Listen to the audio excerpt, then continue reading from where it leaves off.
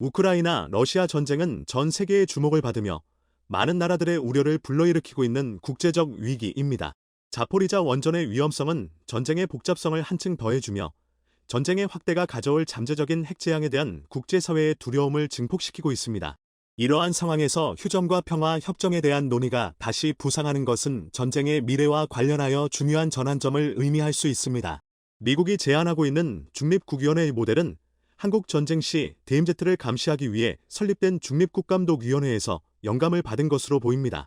이 모델이 우크라이나, 러시아 전쟁에 적용될 경우 전쟁 지역 내에서의 통제와 감시를 강화하여 양측의 신뢰를 구축하고 궁극적으로는 긴장 완화에 기여할 수 있을 것입니다. 이러한 국제적 감시 기구의 설치는 휴전 협정의 이행을 보장하고 추가적인 군사적 충돌을 방지하는 데 중요한 역할을 할 수 있습니다. 유엔 총회에서 이 논의가 진행될 예정이라면 이는 국제사회가 현재의 위기를 해결하기 위한 구체적이고 실질적인 조치를 모색하고 있다는 신호로 해석될 수 있습니다. 논의의 성공 여부는 전쟁 당사국들이 얼마나 융통성을 가지고 접근하느냐, 그리고 국제사회, 특히 주요 강대국들이 어떠한 지원과 압력을 제공하느냐에 달려 있습니다. 결국 우크라이나와 러시아가 도달하게 될 결론은 두 나라의 국내 정치적 상황, 국제사회의 중재 역할, 그리고 현재의 군사적 균형 상태에 의해 크게 좌우될 것입니다. 양국이 평화를 향해 나아갈지 아니면 충돌을 지속할지에 대한 결정은 단순히 양국의 의지뿐 아니라 국제사회가 제공하는 조건과 지원에 의해서도 결정될 것입니다. 이러한 국제적 노력은 특히 핵 위협이 도사리고 있는 상황에서 더욱 절실하며 평화와 안전을 유지하기 위한 국제사회의 결속력을 시험하는 시험대가 될 것입니다. 한치 앞을 예측할 수 없는 현 상황을 지금부터 자세하게 설명해 드리겠습니다. 강력한 러시아라는 신화는 뒤로 해야 하는 옛말이 되었다. 우크라이나 대통령실에서 강한 어조로 러시아를 비난한 젤렌스키 대통령은 본격적인 진군을 드러냈습니다. 푸틴의 망상을 끝내고 우크라이나가 러시아의 야욕을 꺾는 국가가 되겠다고 본격적인 선언을 한 것이죠. 앞서 젤렌스키 대통령은 크림 플랫폼 정상회담을 통해 이 전쟁의 끝은 크림반도 회복이라는 메시지를 전했는데요. 우크라이나 주도 하에 결성된 국제협의체인 크림 플랫폼은 러시아가 강제로 병합한 크림반도를 되찾기 위해 유럽과 우크라이나 세력이 주도적으로 결성한 단체로 우크라이나의 군수물품과 병력 지원기지 역할을 하고 있습니다. 장기화된 전쟁을 끝내려면 이곳이 필요하다고 판단한 젤렌스키 대통령은 과거 우크라이나가 맥없이 빼앗긴 크림반도를 되찾는 것이 명분은 물론이고 실리적인 차원에서 반드시 필요하다고 판단한 것이죠. 흑해 연안 남부 요충지에 대한 본격적인 수복작전에 그는 돌입했습니다. 헤르손 북서쪽 프라우딘의 마을을 중심으로 총 3갈래 공격을 퍼부으며 러시아를 타격했습니다. 러시아 군을 향해 지금 도망치면 목숨은 건질 수 있다 고 말하며 남부 헤르손 지역을 찾기 위해 총력전을 벌이겠다는 의지를 보였죠. 그동안 지지부진했던 미국과 유럽의 무기가 보충됨에 따라 무기를 바탕으로 진군이 가능해진 덕분에 이번 작전이 가능해졌죠. 미국과 유럽연합은 각각 106억 달러, 25억 달러 규모의 군사 지원을 아끼지 않았습니다. 현재 전쟁의 게임 체인저로 군림하고 있는 하이마스, HIMARS를 비롯해 155mm 야포와 레이더 파괴 미사일 등이 보충되면서 우크라이나는 과감한 공세 전환으로 돌아간 것입니다. 러시아도 우크라이나 군의 공격에 맞서 다급한 움직임을 보였습니다. 그동안 보급에 있어 계속 문제점을 드러냈던 러시아는 이번 우크라이나의 헤르손 공격에도 같은 문제점을 드러내며 군을 후퇴하는 모습을 보였습니다. 러시아는 화력을 보강하기 위해 시리아 타르투스 항에 배치된 S-300 지대공 미사일을 크림반도 인근으로 가져오는가 하면 이란산 공격용 드론도 배치를 하며 전선을 가다듬고 있습니다. 미 워싱턴 포스트는 러시아군 수송기가 이란을 떠나 크림반도로 향했다는 소식을 긴급하게 보도하며 모아제르 6, 샤헤드 129, 샤헤드 191 등 이란산 공격 드론 3종이 수송기에 포함되어 있다는 정보를 알렸죠. 대규모 충돌이 예상되는 가운데 그동안 지지부진했던 전황에 큰 변화가 관측됩니다.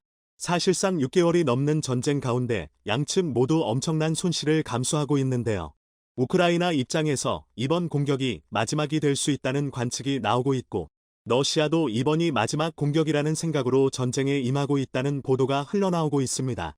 한계 상황에 처해 있죠. 사실 성급하게 군사를 일으켜 움직이는 것이 손해인 상황에서 그럼에도 불구하고 젤렌스키 대통령이 과감한 행보로 전환한 것은 이유가 있는데요.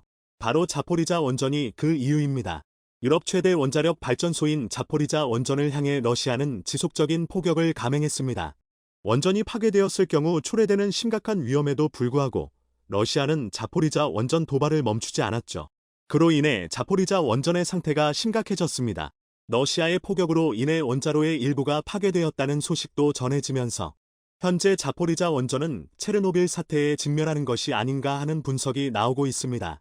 실제로 이를 살피기 위해 국제원자력기구 IAEA가 급하게 인력을 파견, 원자력 시설 검토에 나서는 모습을 보였죠. 러시아가 현재 점령 중인 원전 단지 주변 마을에서는 방사능 유출을 대비하는 움직임이 일어났습니다. 원전 인근 도시 에네르호다르는 방사능 노출 시 발생되는 후유증을 방지하기 위한 아이오딘 알약 2만 5천 정을 배포했습니다. 방사능 노출로 인한 갑상선암 유발을 낮출 수 있는 효과도 지니고 있죠. 포격으로 인해 현지 시간으로 25일 원전 전력 공급이 끊기기도 하는 등 위태로운 순간들이 이어지고 있습니다. 원전이 망가지면 우크라이나는 물론이고 러시아를 포함한 전 유럽이 최악의 사태에 직면할 수 있죠. 그렇기에 우크라이나 입장에서는 위험한 상태에 놓인 원전을 구출하고 하루빨리 원전 정상화를 해야 하는 과제에 놓였습니다. 젤렌스키에게는 자금도 없을 뿐만 아니라 시간도 부족한 것입니다. 이는 사실 러시아 입장에서도 반가운 일이 아닙니다. 우크라이나 군을 물리치기 위해 미사일을 남발한 결과 원전에 타격이 갔고 러시아는 뜻하지 않은 위기를 자초한 것입니다. 우크라이나의 급박한 군 동원과 러시아의 재빠른 반격은 이러한 배경이 깔려 있기 때문에 가능한 일이었죠. 문제는 이렇게 충돌을 했어도 승패가 결론 나지 않을 수 있다는 점입니다.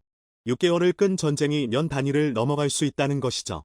이런 가운데 양측에서는 화친과 종전 이야기가 나왔습니다. 단 6개월이라는 시간이 흘렀지만 전쟁에 소요된 비용이 너무나도 크기에 이를 감당하는 것이 부담스러운 국가들 사이에서 말이 나왔죠. 미국도 초반의 기세와는 다르게 점점 부족해지는 물자는 물론 우크라이나를 향한 엄청난 자원을 쏟아붓는 바람에 자국 상황도 위태로울 정도로 전쟁의 피해를 고스란히 겪고 있습니다. 미국 주간지 뉴스위크에 따르면 지금까지 투입된 전쟁 비용이 양측을 합해 3,100억 달러, 한화로 414조 원에 달한다고 분석했습니다. 한국의 예산이 올해 604조 원이라는 것을 감안하면 반년 만에 한국 예산의 3분의 1을 쓴 것이나 다름없습니다. 아무리 경제력이 강력한 미국이라고 해도 감당하기 힘든 액수죠. 러시아는 말할 것도 없이 최악의 상황에 놓여 있기에 상호간 합의만 있으면 충분히 휴전에 돌입할 수 있습니다. 자국의 희생을 막기 위해 이라크에서도 미군을 철수했던 전적이 있기에 러시아 전쟁에서도 충분히 철수가 가능한 상황. 자포리자 원전 문제도 시급하게 다뤄야 하는 가운데 미국은 어떤 생각을 하게 됩니다. 바로 한국의 사례를 참고한 것인데요. 유엔 군사령부 소속 중립국감독위원회의 사례를 이번 문제에 적용해 중립국감독위원회 소속 국가 내고들 지정, 우크라이나 러시아 정전 협정을 맺도록 유도하자는 것이 그 계획이었죠. 유엔 군사령부는 1953년 정전협정을 집행하고 연합사와 국제사회 간의 교량 역할을 하면서 동시에 전력 제공국의 전력 지원에 협조하는 것을 목표로 한 조직입니다. 원래는 6월 25일 전쟁 당시 한국으로 침범하는 북한을 막기 위해 유엔 주도로 창설된 다국적 연합군을 가리키는 단어죠. 이 사령부 소속 단체인 중립국감독위원회는 정전협정을 감시하는 상설기구로 유엔군 사령부가 지정한 2개 국가와 북한에서 지정한 2개 국가, 총 4개국 대표가 위원회에 소속되어 활동합니다. 양국의 평화를 지키기 위해 각 단체에서 신임하는 국가 대표를 보내 무력 분쟁을 막자는 취지죠. 이 조직과 비슷한 조직을 우크라이나, 러시아에도 똑같이 적용할 수 있다고 본 것입니다. 양국이 신뢰하는 국가와 국제사회에서 믿을 만하다고 판단한 국가를 선정, 우크라이나, 러시아 양국 사이에 중간지대를 두고 이 지역에 발생한 무력 분쟁을 조정하자는 것이죠.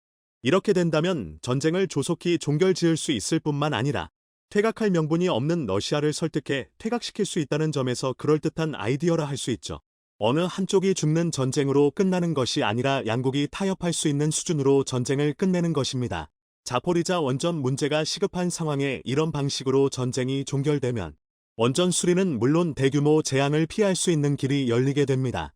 조 바이든 대통령은 이 의견을 심각하게 고려하고 있는데요. 최근 유엔 총회 참석을 선언한 조 바이든은 이 문제를 주요 의제로 선정, 회원국들의 의사를 타진할 것으로 보입니다. 한국도 유엔 총회에 참석, 중립국위원회의 구성이 조만간 발표될 것으로 보이는데요.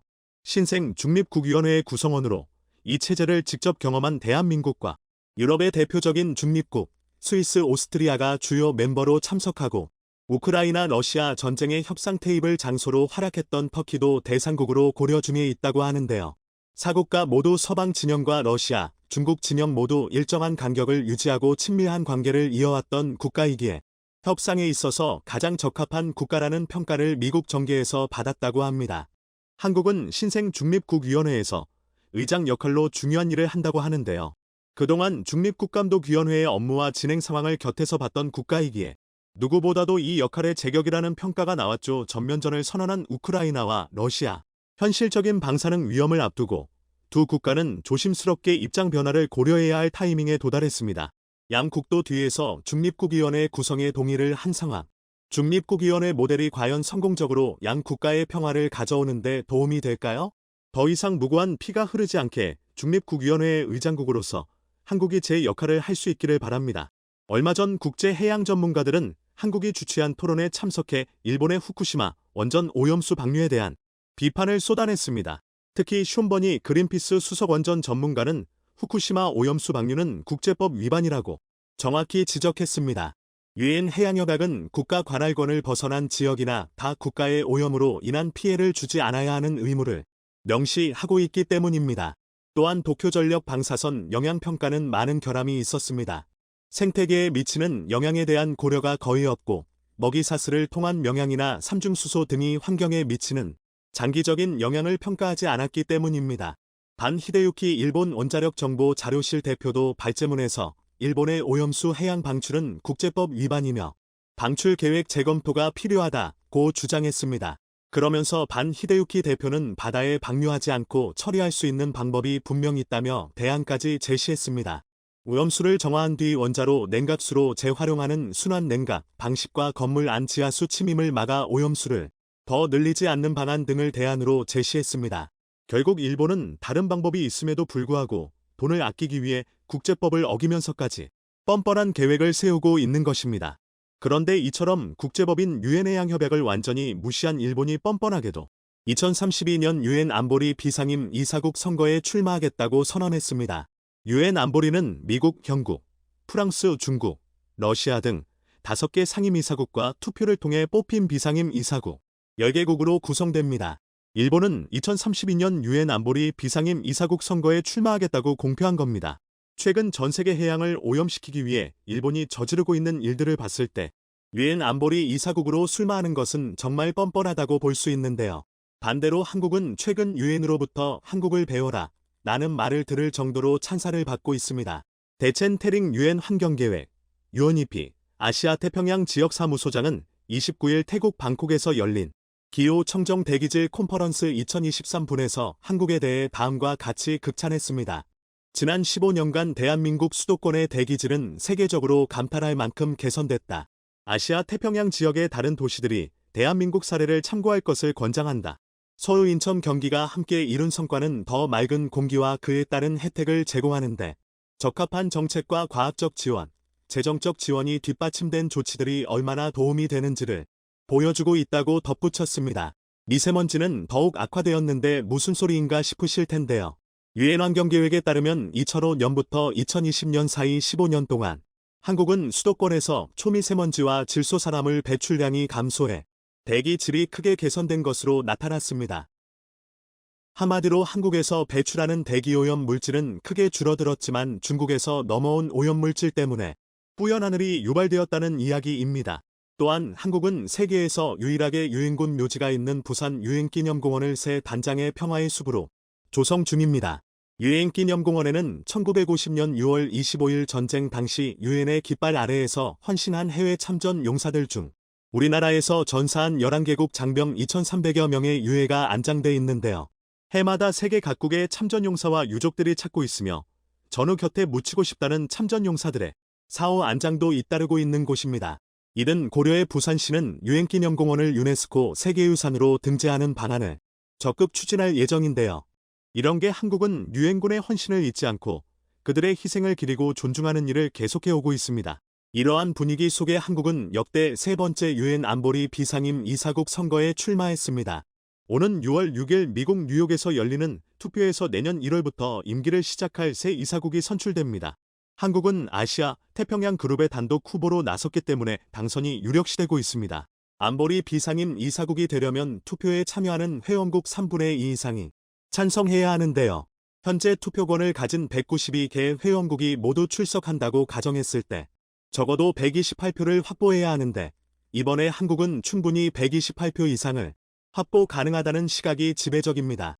따라서 사이버 외교사절단 방크는 이번 선거에 나선 한국이 꼭 안보리 비상임 이사국 진출에 성공하기를 바라는 한편 한국의 비상임 이사국 진출을 위한 국민적 지지와 응원을 지렛대로 삼아 유엔 한국어의 날 지정 캠페인을 추진하고 있습니다. 현재 유엔이 지정한 나라에는 중국어, 영어, 스페인어, 프랑스어, 러시아어, 아랍어의 날이 있습니다. 지난 4월 20일은 유엔에서 지정한 중국어의 날이었습니다. 중국 사람들이 중국어 문자를 발명했다고 여겨지는 고대 신화 속 인물인 창의를 4월 20일에 기려서 이날이 유엔 중국어의 날이 되었다고 하는데요. 유엔이 다양한 언어의 날을 정한 이유는 다양한 언어와 문화적 다양성을 축하하며 조직 내 모든 공식 언어의 공평한 사용을 촉진하기 위해서입니다. 그래서 4월 20일 중국어의 날에 이어 4월 23일은 영어의 날과 스페인어의 날로 지정돼 있습니다. 그런데 여기에서 의문이 생깁니다. 유엔에 중국어, 영어, 스페인어, 프랑스어, 러시아어, 아랍어의 날이 있다면 이제 한국어의 날도 제정될 때가 온 것이 아닐까요? 유엔에서 한국의 날이 없는 표면적인 이유는 한국어가 유엔에서 사용되는 공식 언어 중 하나가 아니기 때문일 수도 있습니다. 현재 유엔의 공용어는 영어, 프랑스어, 스페인어, 중국어, 러시아어, 아랍어 등 6개 언어입니다. 유엔 공용어 지정은 국가들의 요구에 따라 유엔 층회 회원국들의 투표로 결정되는데요. 일본은 1980년대부터 자국어를 유엔 공용어로 채택하기 위해 정부 차원에서 갖은 노력을 했고 인도 정부는 2018년 힌디어의 공용어 채택을 추진했지만 실패한 바 있습니다. 그런다면 우리는 어떠한 이유로 유엔 한국어의 날이 제정되도록 노력해야 할까요? 유엔 공용어의 한국어가 등재되고 유엔의 한국어의 날이 지정되면 국제기구에 관심 있는 전 세계 청소년들에게 한국어를 배우게 하는 동기부여가 되고 한국어의 국제적 위상이 그만큼 높아지기 때문입니다. 무엇보다 2021년 7월 유엔 무역개발회의가 만장일치로 우리나라의 지위를 선진국으로 변경한 사실도 한국어를 유엔 한국어의 날, 유엔 공용어로 지정하는 데 유리한 배경이 될 수 있습니다. 중국은 국가 차원의 지원에 힘입어 2021년 1월 중국어를 유엔 세계관광기구의 공식 언어로 만들었습니다. 이로써 UNWTO 공식 언어는 아랍어, 영어, 프랑스어, 러시아어, 스페인어에 이어 중국어까지 6개로 늘어났습니다. 중국이 국가 차원으로 총력을 기울여 유엔 중국어의 날을 제정하고 유엔 공용어에 중국어를 포함시켰다면 한국 또한 못할 리가 없습니다. 그래서 방크는 유엔 한국어의 날을 제정하고 유엔 공용어에 한국어를 포함시키자는 캠페인을 진행 중입니다. 현재 해외에서 태권도 수련자는 대략 1억 명에 달하고 해외 동포의 수는 7,500만 명인 넘습니다. 이래서 바로 지금이야말로 유엔의 한국어의 날, 한국어의 유엔 공용어 지정을 성취해야 할 때입니다. 이를 위해 방크는 글로벌 청원 사이트 브리지 아시아에 Why is there no Korean Language Day? 왜 한국어의 날은 없나요? 라는 제목의 청원을 게시했습니다. 또한 국내는 물론 해외의 해당 문제와 관련된 공감 및 인식 개선을 위해 한글 영문 디지털 포스터를 제작해 배포 중입니다. 방크는 글로벌 청원을 통해 국제사회에 유엔 한국어의 날이 제정될 수 있는 해외 여론을 형성하는 동시에 우리 정부 또한 한국어의 날이 유엔에 지정될 수 있도록 문화정책, 외교정책을 수립해 달라는 정책 청원도 함께 진행 중입니다. K방산이 전 세계의 이름을 떨치면서 한국에서 열리는 방위산업전에 대한 관심도 덩달아 높아지면서 이번에 개최된 마르스에는 해외 각국의 군 관계자들과 언론사들이 참석했는데요. 그 중에는 세계적인 해군 전문 매체 네이발 뉴스, NAVAL 뉴스의 보도팀도 포함되어 있었습니다. 그리고 직접 현장을 찾은 네이발 뉴스의 편집장인 자비에르 바바서가 한국의 새로운 전함 모형을 보고 경악하는 사진을 올려 그가 보고 놀라움을 금치 못한 것은 바로 하나오션에서 공개한 최신의 전함의 모형이었는데요. 자비에르 편집장은 모형들의 사진을 올리며 이번 전시회는 대단할 것, EPIC이라고 장담했다고 합니다. 외신의 주목을 한몸에 받은 대한민국의 차세대 전투함이 어떤 모습일지 자세히 살펴보도록 하겠습니다. 대한민국 최대의 해군 방산전시회 마르스 2023이 드디어 개막되었습니다. 대한민국 해군의 미래를 책임질 새로운 무기들이 속속들이 공개되었는데요.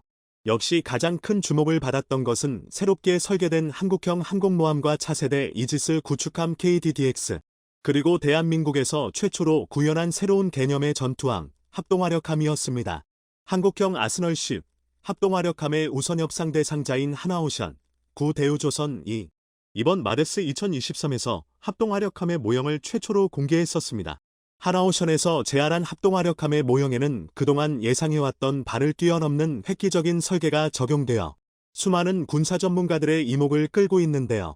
네이발뉴스, NAVAL 뉴스의 보도팀도 한국의 기막힌 발상에 입을 다물지 못하고 하나오션의 합동화력함의 사진을 공식 트위터에 올리며 이번 전시회는 역대급 전시회가 될 것이라고 장담했는데요. 그런데 하나오션에서 공개한 모형을 살펴보면 전함이라면 당연히 있어야 할 게 보이지 않습니다. 바로 전함의 상징인 함포가 제거되어 있었던 것인데요. 하나오션의 합동화력함에는 일반적으로 함포가 있어야 할 자리에 국산 KWS-2가 자리하고 있었고 갑판의 나머지 공간은 빈틈없이 벌스로 채워져 있는 구조를 가지고 있습니다. 자세히 살펴보면 선수의 KVAS 48셀, 가운데 갑판의 KLVS 32셀과 탄도탄 발사대 15셀, 그리고 헬기대의 기립형 사기와 선미의 대형 발사대 1기까지 고작 5,000톤급 전함에 무려 100셀에 달하는 미사일 발사대가 탑재되어 있는 모습을 확인할 수 있었습니다. 고작 8,000톤급 전함에 무려 100셀에 달하는 미사일 발사대가 탑재되어 있는 모습을 확인할 수 있었습니다. 합동화력함에는 총 3종류의 수직발사 체계가 탑재되어 있으며 대함 대공미사일, 극초음속 순항미사일, 현무사, 5탄도미사일, 그리고 해성 1호 추정되는 초음속 함대지 미사일 등 158에 달하는 다양한 미사일이 탑재될 예정입니다. 초기 계획에서 5,000톤급으로 예상됐었던 합동화력함의 배수량이 8,000톤급으로 껑충 뛴 것은 현무 5와 같은 고위력 탄도 미사일을 탑재하기 위한 것으로 추정되고 있습니다. 또한 현무 5급 탄도미사일은 일반 벌스에 탑재가 불가능하기 때문에 한 채 후방에 별도의 기립형 수직 발사대를 장착해 두었는데요. 평시에는 눕혀져 있다가 사격해야 할 경우 발사대를 기립시켜서 사용하는 것으로 추정되고 있습니다. 합동화력함은 이 독특한 발사대를 운용하기 위해서 헬기 덱은 있지만 헬기 경납고는 없는 모습을 확인할 수 있습니다. 이처럼 기존 전함 설계에서 필수적이었던 부분들을 포기하면서까지 미사일 탑재량을 늘리려는 극단적인 설계를 확인할 수 있었습니다. 한국 전함이 대체적으로 과무장을 하는 경향이 있다곤 하지만 이 정도면 세계 무기사에 기록될 만한 과무장이라고 할 수 있는데요. 이게 어느 정도냐면 아시아를 넘어 세계 최강의 구축함으로 여겨지는 세종대왕급 구축함이 탑재한 벌스가 총 128셀입니다. 세종대왕함의 VAS 128셀 중 방공 미사일이 상당수를 차지한다는 것을 고려했을 때 합동화력함의 함대지 공격 능력은 지금까지 존재했던 어떤 전함과도 비교가 불가할 만큼 강력하다는 것을 알 수 있습니다. 그런데 한국 해군은 전함 한 척에 100발이 넘는 탄도미사일을 탑재하는 것이 전술적으로 어떤 의미가 있길래 이런 기형적인 전함을 만들려고 하는 것일까요? 합동화력함이란 기존 전함의 각종 기능들을 제거하고 최대한 많은 대지 공격용 미사일을 탑재하여 목표 지점에 강력한 화력을 투사하는 임무를 수행할 수 있도록 만들어진 전함을 의미합니다. 20세기 말 미국에서 아스널심, 아우서넬시프, 직역하자면 병기고 함이라는 이름으로 최초로 제안됐었고 미 해군에서 상세 설계 단계까지 이루어졌었지만 한 척만 잃어도 엄청난 손실이 발생한다는 점과 항공모함의 역할을 빼앗길까 우려한 미국 항공대 파벌의 반대로 인해 현실화되지는 못했었습니다. 그런데 미국도 포기한 합동화력함을 한국에서 만들고 운용한다는 게 가능한 일인 것일까요? 우선 미국과 한국의 아스널십은 건조하는 목적과 운용 환경이 완전히 다릅니다. 북한의 전투 능력을 단숨에 무력화시키기 위해 우리 육군은 현문들 필두로 한 강력한 탄도미사일 전력을 구축해왔는데요. 그런데 미사일 개발과 생산에 너무 열을 올린 나머지 이 수천 발이 넘게 쌓인 탄도미사일을 적에게 날릴 발사대가 부족한 상황입니다. 대표적인 탄도미사일 발사대인 TEL은 단가 문제와 운용 인원 문제로 인해 대량으로 운용하기 불가능한 상황이기에 대량의 탄도미사일을 적은 인원으로 발사할 수 있는 새로운 수단이 필요하게 된 것이죠. 게다가 합동화력함이 적의 공격에 취약하다는 문제점은 한반도의 작전 범위가 좁다는 점이 해결해줍니다. 원외로 작전을 나서야 하기에 적의 공격에 노출될 수밖에 없는 미국의 아스널심과 달리 한국의 합동화력함은 한반도의 중심이 작기 때문에 항구에 정박 한 채 지상 방공망에 호위를 받는 상태에서 북한까지 탄도미사일 세례를 퍼붓는 게 가능합니다. 설령 항구가 공격당해 바다로 나간다 하더라도 해군 함대의 최후방에 배치되기 때문에 우리 해군의 이지스함과 호위함을 뚫고 합동화력함까지 공격받을 확률은 전무하다고 할 수 있습니다. 또한 이번에 공개된 설계를 보면 함포까지 제거하고 최대한 레이더, 피격 면적을 줄인 스텔스 설계가 적용된 걸 확인할 수 있는데요. 적에게 미사일을 발사하는 순간까지 은폐해 있다가 미사일을 전부 사격한 뒤에는 격침된다 하더라도 이미 합동화력함의 역할을 끝마친 뒤일 것입니다. 그런데 이번에 공개된 하나오션의 모형에서 합동화력함의 설계 이념과는 맞지 않는 부분이 눈에 띄었는데요. 합동화력함은 오로지 화력투사만을 목적으로 하기에 방공과 탐지 추적 기능조차 전부 다른 함이나 지상기지에 맡기는 구조를 가지고 있습니다. 그런데 하나오션의 합동화력함 모형에는 다름 아닌 통합마스트가 장착되어 있었는데요. 지난 4월 진수된 충남함에 최초로 적용된 동합마스트는 사면 위상배열 레이더와 각종 관측 장비로 구성된 한국형 이지스 시스템의 중추라고 할 수 있습니다. 그런데 선박 건조 단가를 최대한 낮추어야 하는 합동화력함에 고가의 위상배열 레이더가 장착되는 통합마스트가 적용된다는 건 건조 목적을 잊어버린 설계라고 찰 수 있는데요. 이 새로운 전투함이 단순히 공격뿐만 아니라 우리 해군의 미사일 방어, BMD 임무의 한 축으로서 임무를 수행할 것이라는 추측이 제기되고 있습니다. 과거 사드, 텔하드들 한반도에 처음 배치할 당시 중국의 협박과 함께 사드가 지상 기반 발사 시스템이라는 점도 문제가 됐었습니다. 사드들 설치하기 위해서는 약 52만 3천 스퀘어 미터의 부지가 필요했었는데요. 안 그래도 좁은 한반도 땅에서 사드들 설치할 수 있는 인적 드문 땅을 선정하기도 어려운 일이었고 토지 매입 비용이 사드 도입 비용 중 상당한 부분을 차지하기도 했습니다. 그리고 이는 곧 양산에 들어갈 한국형 사드 LSAM에도 똑같이 적용되는 부분인데요. 이는 LSAM을 배에 탑재하면 해결되는 부분이지만 이지스함인 세종대왕함과 KDDX는 이미 임무 포화 상태로 추가적인 BMD 임무를 감당할 수 없는 상황입니다. 이러한 상황에서 3척 정도가 건조될 합동화력함의 한 척을 BMD 전용함으로 만들어 바다 위에 대공포대로 만들자는 방안이 제기되고 있습니다. 합동화력함에도 동합마스트를 장착하여 일정 수준의 탐지 및 추적 능력을 확보하고 여타 이지스함의 탐지 정보들 네트워크들 통해 연동하게 된다면 미사일 방어 체계의 요격 임무를 집중적으로 수행하는 바다 위의 방공 기지가 되는 것이죠. 페이퍼 플랜으로 머물 것 같았던 합동화력함을 정말로 만들겠다는 한국의 의지가 드러나자 일본과 중국에서는 믿을 수 없다는 반응을 보여주고 있는데요. 지난 4월 처음 합동화력함 건조 계획을 공개했을 때 중, 일 모두 한국이 또 터무니없는 짓을 한다고 비웃는 반응을 보여줬었습니다. 아스널심이라고? 21세기의 탐지, 전자전, 유도 기능이 없는 수상함이 필요할까? 호진적인 설계 사상, 방공, 대잠 능력 부족, 차라리 러시아처럼 타이푼급 잠수함이나 만들지. 20년 전 미국이 운용이 어렵다고 포기한 걸 한국이 만들겠다니? 이지스함도 제대로 운용하지 못하는 한국이 또 무리수를 두고 있다. 이런 고물을 만들어서 누구랑 싸우려고? 바보 같아터부터. 이처럼 이미 미국이 한 번 시도했다가 실패했던 걸 한국에서 다시 만든다고 해도 별반 다르지 않을 거라고 비웃었지만 막상 하나오션에서 공개한 합동화력함의 모습은 함대공, 함대지, 함대함 임무 전부 수행 가능한 미사일 순양함급의 만능 전함이었습니다. 중국과 일본에서 기대했던 것과 전혀 다른 결과물이었죠.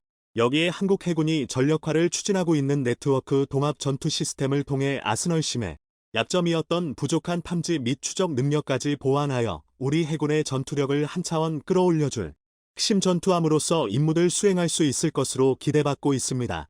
또 한 가지 의의는 합동화력함에 탑재되는 각종 미사일, 레이더, 근접방어 체계까지 전부 국산 무기들로 채워진다는 것인데요.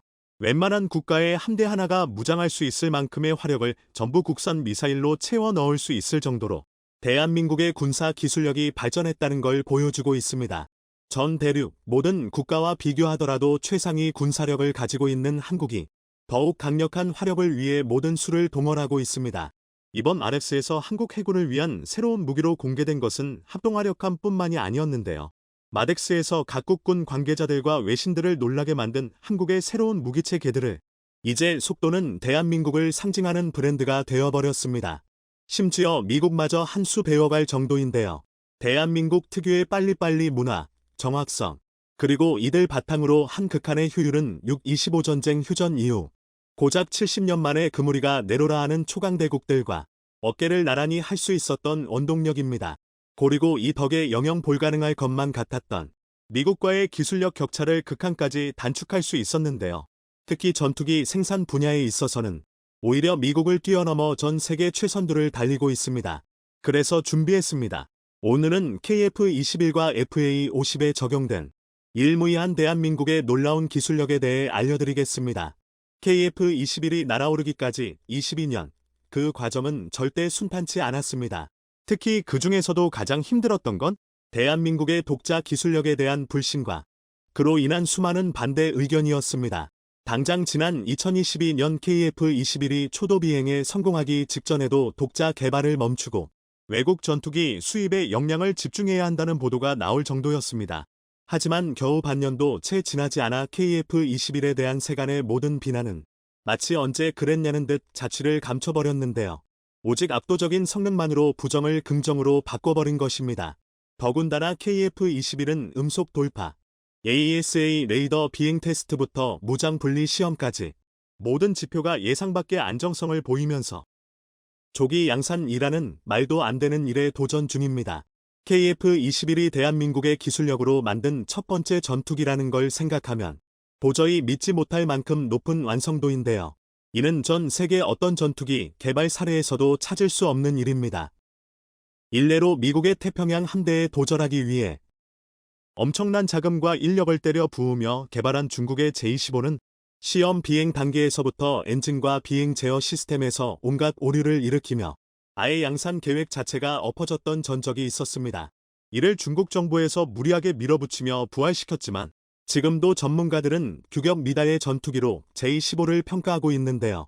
비단 중국의 사례뿐만이 아닙니다. 영국과 독일을 주축으로 유럽 국가들이 공동으로 개발한 유로파이터 타이푼 또한 시험 비행 단계에서 항전 시스템의 이상, 전자전 장비 작동 불능 등이 발생하면서 지금까지도 온갖 문제점을 떠안은 채 간신히 운용되고 있습니다. 이처럼 나름의 기술 강국의 전투기 개발에는 일가견 있다 장담하던 나라들조차도 온갖 결함과 문제로 개발 기간이 엿가락처럼 늘어났던 것과 비교하면 대한민국의 KF-21은 기적이라는 말도 아까운데요. 심지어 KF-21의 조기 양산 소식이 전해지자 이를 접한 대다수 군사 전문가들은 지금 대한민국의 전투기 생산 속도를 고려하면 실전 배치 완료 일정까지 훨씬 앞당길 수 있을 것이라 분석하고 있습니다. 다시 말해 2024년부터 2032년까지 KF-21 블락 1, BI콕 E120대를 실전 배치하겠다는 계획 자체기 온갖 변수까지 모두 포함한 기간이라는 것입니다. 실상은 훨씬 빨리 120대 실전 배치를 완료할 가능성이 대단히 높은데요. 이게 왜 대단한 일인지는 대한민국이 현재 생산 중인 전투기의 숫자를 보면 단번에 알 수 있습니다. 현재 대한민국은 지난 2022년 폴란드와 계약한 FA-50-48대를 필두로 지난 2월 말레이시아와 계약한 FA-50-18대 등 총 66대 플러스 알파의 전투기를 생산 중인데요. 더군다나 말레이시아는 동일 기종 18대 추가 도입을 검토 중입니다. 즉 2032년까지 우리 공군에 전달할 KF-21 120대 물량까지 포함하면 KF-21 블락 2 개발 완료 이후 약 5년의 기간 동안 최소 200대에 달하는 전투기를 생산해야 한다는 얘기입니다. 평균적으로 1년에 대략 30%부터 40대의 전투기를 생산해야 하는 셈인데요. 이쯤이면 사실상 웬만한 나라의 전시 상태 생산 물량과 맞먹을 정도입니다. 단적인 예로 유럽에서 가장 진보된 전투기라고 평가받는 라팔과 미라주의 개발국가 프랑스의 전투기 생산 능력은 연간 20기에서 많아야 30기에 불과합니다. 심지어 앞서 말한 유로파이터 타이푼은 이름만 대면 고개를 끄덕일 기술 강국 영국, 독일, 그리고 이탈리아와 에스파냐가 힘을 모아 개발함에도 양산 일정에 맞추지 못해 지난 2018년 생산 중단 위기에 빠지기도 했는데요. 반면 대한민국의 KAI는 지난 2022년 기준으로도 연간 60대 이상의 전투기를 생산할 수 있을 것이라 내다보고 있습니다. 지금 현 상태로도 최소 물량의 2배쯤은 거뜬히 소화할 수 있다는 건데요. 극단적으로 비교하면 대한민국 하나가 유럽 3개국의 물량을 동시에 감당할 수 있는 것입니다. 여기서 끝이 아닙니다. 대한민국의 전투기 생산 능력은 전 세계에서 가장 많은 군용기를 운용하는 국가이자 전 세계 항공기 시장의 35%를 차지하고 있는 미국과 비교해도 절대 뒤떨어지지 않습니다. 실제로 미래 시장정보 분석 기업인 포어캐스트 인터내셔널은 2031년까지 총 3,855대의 전투기가 생산될 것이며 이 중 미국의 비중은 48%, 대수로 환산하면 1,800대에 달하는 전투기를 생산하리라 예측했는데요. 이를 통해 추정할 수 있는 미국의 연간 전투기 생산 능력은 평균 150대 수준입니다. 대한민국과 비교하면 2.5배 차이인데요. 얼핏 상당한 차이처럼 느껴지지만 미국의 세계 3대 전투기 제조사가 죄다 몰려있다는 걸 생각하면 큰 차이도 아닙니다. 각 방산업체의 규모적인 측면에서 봤을 때 대한민국의 군용기 생산을 전부 담당하고 있는 KI의 연간 생산 능력이 록히드 마틴, 보잉, 노스럽 그루먼의 생산 능력을 이미 추월한 상태입니다. 게다가 KAI는 FA50의 유일한 약점으로 지목되었던 짧은 항속거리를 개선한 단자형 모델 F50 개발을 발표하면서 향후 2032년까지 미국을 포함한 전 세계 방산 시장에 무려 1,000대에 달하는 FA50계열 전투기를 판매하겠다고 포부를 밝혔는데요.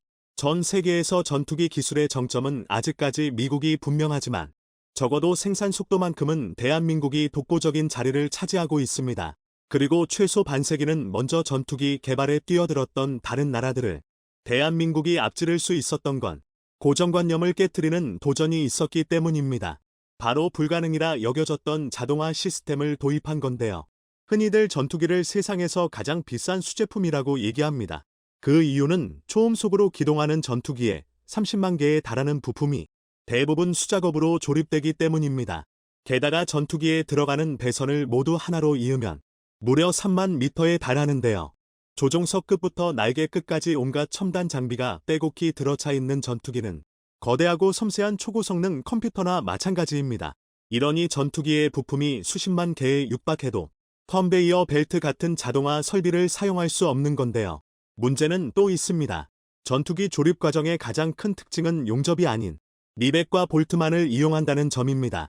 전투기 동체를 이루는 소재 자체가 알루미늄 같은 특수 소재이기도 하지만 용접 중 발생한 고열 탓에 혹시라도 전투기 동체의 형태가 틀어지는 것을 방지하기 위해서인데요. 특히 KF-21의 날개는 알루미늄보다 훨씬 가볍고 단단한 탄소 섬유 가마 플라스틱 CFRP를 사용하기 때문에 더더욱 용접으로 인한 동체 뒤틀림을 방지하고 정비 편의성을 확보하기 위해 리벳 조립 방식이 강제됩니다. 여기까지는 사실 별것 아니라고 느껴질 수도 있는데요. 하지만 여기에 수작업이라는 작업 방식이 더해지면 난이도와 소요 시간이 기하급수적으로 상승합니다. 실제로 전투기 주익 하나에 평균 2만 개의 볼트 구멍을 사람의 손으로 일일이 하나하나씩 뚫어야 하는데요. 이로 인해 기존에는 날개 하나를 조립하는 데에만 무려 700시간 이상이 필요했습니다. 전 세계 어느 나라든 이를 극복할 수 없었는데요. 그런데 대한민국은 달랐습니다. 국내 순수 기술로 개발한 대형 로봇 드릴링 시스템 LRDS를 통해 이 시간을 획기적으로 줄이는 데 성공했습니다. 특히 LRDS는 최대 탄소 섬유 시트 80장을 겹쳐 만들기 때문에 약 2분 30초 동만 3번에 걸쳐 뚫어야 했던 기존 작업 시간을 무려 84%나 단축할 수 있었습니다. 심지어 이 덕에 700시간이나 걸리던 작업을 고작 11시간이면 끝낼 수 있게 되었는데요. 또한 기계가 작업을 대신하면서 정확도는 물론 작업자의 안전까지 확보할 수 있게 된 건 덤입니다. 대한민국이 보유한 신기술은 여기서 끝이 아닙니다. 전투기 동체의 최종 조립은 기수와 중앙 동체, 그리고 후방 동체로 나누어지는 거대한 3개의 조각을 각각 유압 장치에 올려놓은 상태에서 진행하는데요. 당연하게도 항공기에서 가장 무거운 동체 구조물을 따로 올려놓은 상태에서 사람이 직접 조립하는 일은 절대 쉽지도 않을 뿐더러 정확도도 떨어질 수밖에 없습니다. 특히 단 1mm의 오차만 발생하더라도 초음속 단계 비행에서는 치명적일 수도 있는 공기저항이 발생하기 때문에 전투기 조립의 허용 오차 범위는 0.002mm에 불과합니다. 머리카락 두께의 약 50분의 1에 불과한 오차도 허용하지 않는 건데요. 하지만 대한민국은 이 미세한 오차조차도 없애기 위해 독자 기술로 개발한 동체 자동 체결 시스템 패스를 도입했습니다. FASS는 자동주행 장치인 HV 로봇의 일종으로 11개의 레이저 트래커 장비를 활용해 3차원의 가상 공간 좌표를 설정할 수 있는데요. 이 덕분에 FASS에 장착된 유압 실린더 위에 동체들 올려 조립을 진행하면 기존에는 11일이 걸리던 합체 작업이 불과 2.5일로 단축될 뿐만 아니라 사람과는 비교할 수 없을 정도로 매우 정교한 조립이 가능합니다. 그야말로 생산 과정부터 결과물인 KF-21까지 현존하는 가장 첨단의 기술들이 적용되는 셈인데요. 그런데 여기서 정말 충격적인 건 KAI가 FASS와 같은 자동화 장비를 도입한 게 KF-21 시제기 조립이 최초가 아니라는 것입니다. KAI는 이미 T50과 수리온, 그리고 FA50의 생산 단계에서부터 이미 레이저 계측과 레이더를 통해 물체를 감지하는 RTS, 정밀 유압잭 시스템 같은 자동화 장비를 하나씩 단계적으로 적용하면서 공정의 현대화를 추구해 왔는데요. 즉, 지난 22년 동안 쌓아 올린 노하우와 기술력, 그리고 주변의 반대에도 물러서지 않았던 약 200여 개의 업체와 약 10여 개의 연구소가 존재했던 덕분에 미국조차 추월한 세계 최고 수준의 전투기 생산 능력을 갖추게 된 것입니다. 이를 단지 기적이라는 한 글자로 치부해버리기에는 그간 우리 연구진들이 흘린 땀방울이 아까운데요. 군사 기술에는 절대 퀀텀 점프가 존재할 수 없습니다. KF-21을 비롯한 대한민국의 급격한 성장을 보고 많은 이들이 미국 같은 선두주자가 잘 이끌어 주었기에 가능했다거나 혹은 단순히 운이 좋았다고 말합니다. 대한민국이 자주국방을 위해 어떤 노력을 해왔는지 모르기에 할 수 있는 말인데요. 상식의 틀을 깨트리기 위해선 그만큼 막대한 노력이 필요할 뿐입니다. 마침내 세계를 무대로 날아오르기 시작한 KF-21과 대한민국 연구진들의 노력이 반드시 보상받길 바라겠습니다.